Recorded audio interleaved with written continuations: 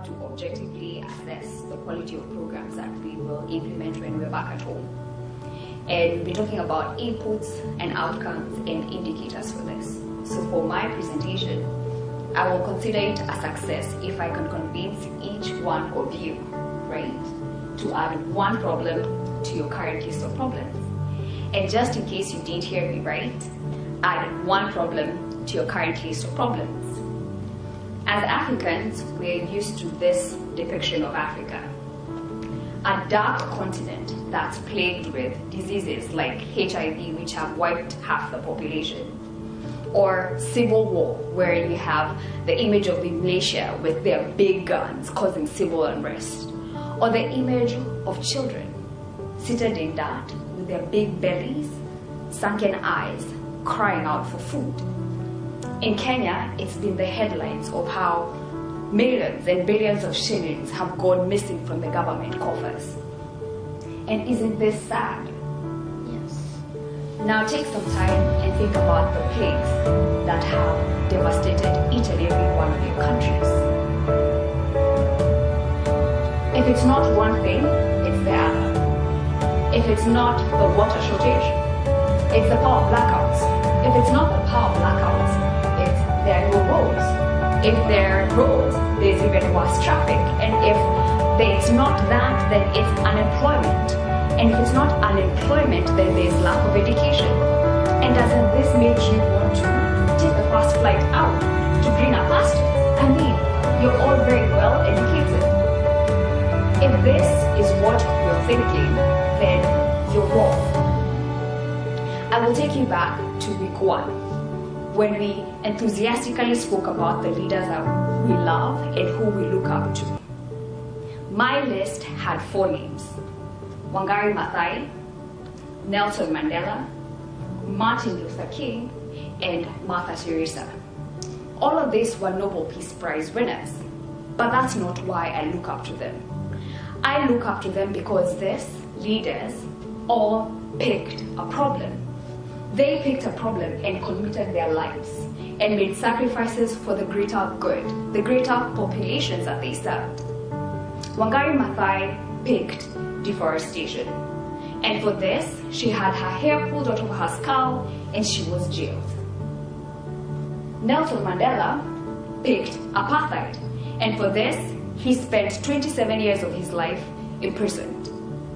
Martin Luther King picked human rights for African Americans.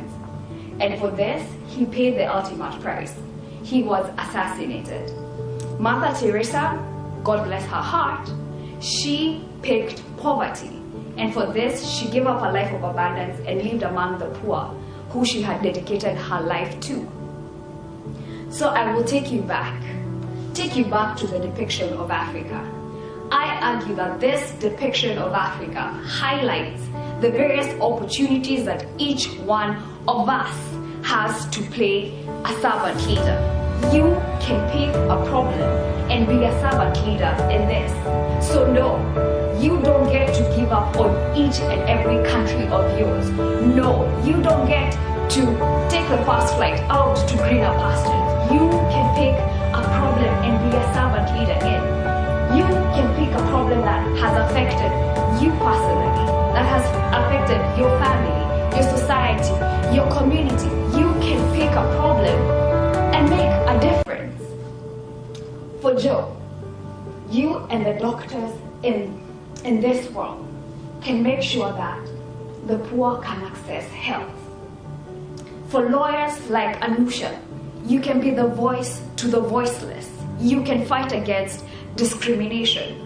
For Glenn and the policy makers, you can make policies that ensure there's equitable distribution of wealth and job creation. For Charles and people who have been affected by conflict, we might not be able to bring back your loved ones, but we can ensure that further lives are not lost by preaching equality, not bias based on ethnicity.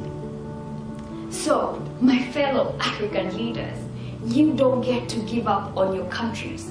You can pick a problem and make a difference. Make a difference. Be remembered for the hope that you have given. Be remembered for the impact that you've had and not necessarily for the wealth and money that you have accumulated. Pick a problem that ensures that people remember you for the hope that you've given. Be remembered for your words and your actions. Let be echoed across the generations. Be the next Nelson Mandela. Be the next Mother Teresa. You can pick a problem and be a servant leader. My African leaders, this is a call to you to pick a problem. Pick a problem and make a difference. Pick a problem and make sure that in the next 1 year you can see that this is how you have worked towards solving that problem. My email address is